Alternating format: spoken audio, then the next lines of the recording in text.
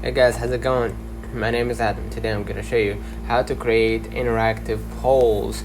Interactive Facebook polls to increase engagement. So first of all, go access your Facebook page where you want to post the poll. Right, you're gonna type right here Facebook, and then click on the create post box at the top of your page, and then basically choose right here a poll. Right, if you find one. Okay.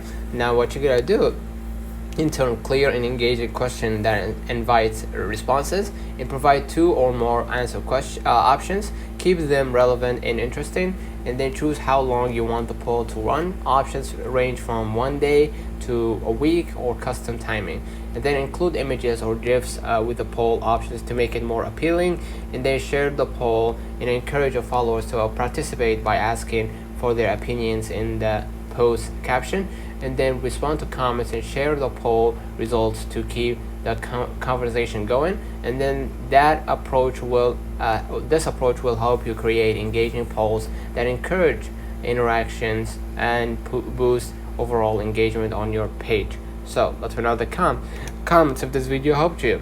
Don't forget to like and subscribe, turn on the notification bell to receive every video we upload. Thank you for watching. We will definitely see you in the next one.